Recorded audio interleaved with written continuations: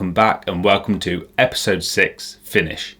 In this episode we're going to go over sharpening in Photoshop, we're going to go over adding a vignette to your image and then exporting an image for Instagram, especially useful if you followed the steps in the previous tutorials, meaning you'll have your image in a separate colour space than you might normally do. Now I'm aware that I'm normally in the field at this point, but that field is very slippy and has been taken over by a herd of sheep. So I'm avoiding that at all costs because I'm scared of them. So hopefully you'll find this useful. We'll go to the PC, show you how to do the final parts in getting your image ready for Instagram. Let's go. So we're in Photoshop and the first thing that we're going to do is sharpen the image. So if we create a new layer comprised of everything we've got before, holding Alt, Control, Shift and E, this will create our layer, which we can then go and filter, other, high pass, and then I'll go for 3 on this. It depends sometimes on your image, how big the image is, how small the image, how many pixels you want to go for with it. But you can see a preview below of how this high pass will look.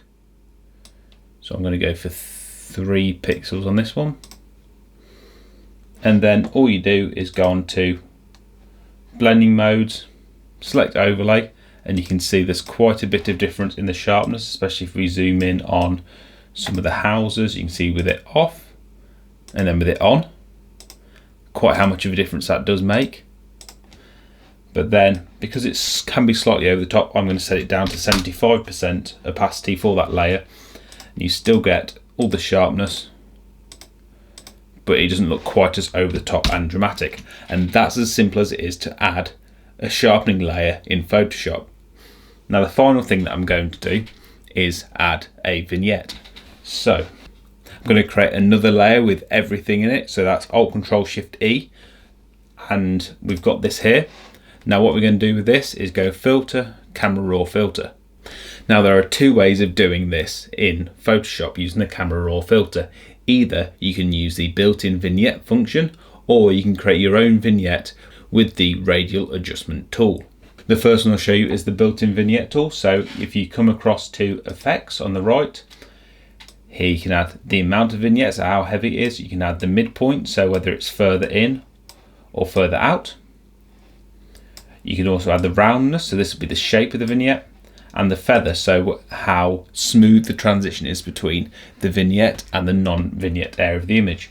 So if I change the feather to 0 and set the amount quite high, you can see what's happening with the midpoint and with the roundness. Normally, keep the roundness to 0, keep the midpoint to 50. Don't want too much in the amount, and the feather back to around 50. And that can look quite nice if we compare it to the reference image. So that's the original on the left, and then we can see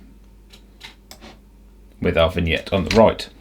Now the other way of doing this is through the Radial adjustment tool. So if I set that back to 0, then we'll go to the Radial filter tool at the top, click, drag to create whatever shape we want. I'm going to go for there, take a little bit off the top and bottom, reset the local correction settings, and then normally I remove the highlights and the whites quite heavily and then add a little bit off the exposure as well. So the highlights, some of the whites,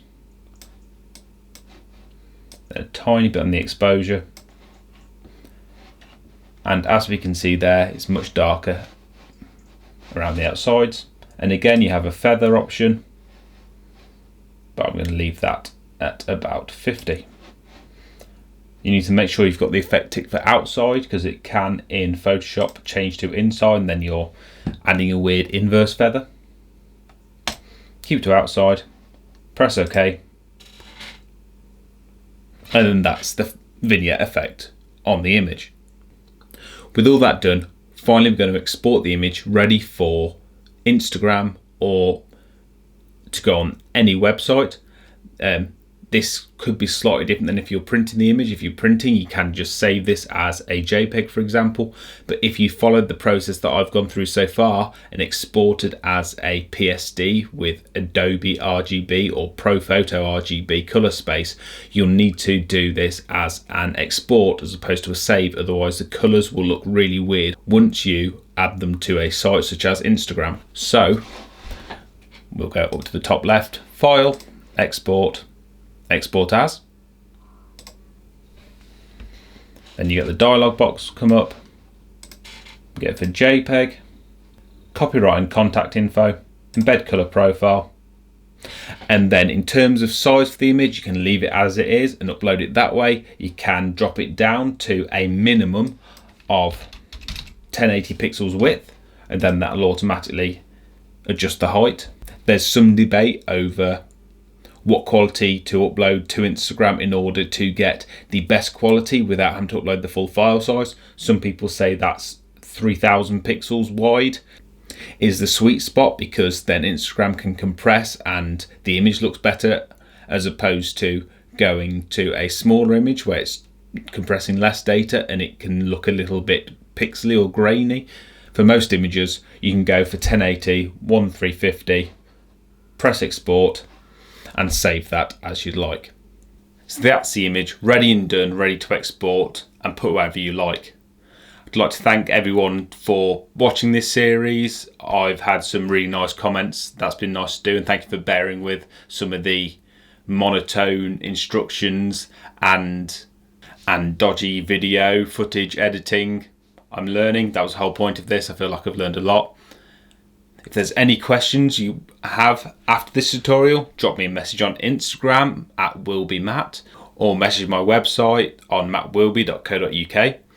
If you still want to like this video, if you subscribe to this channel, although this is the last one in this series, I'm thinking of doing some other potentially shorter tips that weren't included in this series, which could be quite cool. But for now, that's this series done. Thanks for watching. Finish.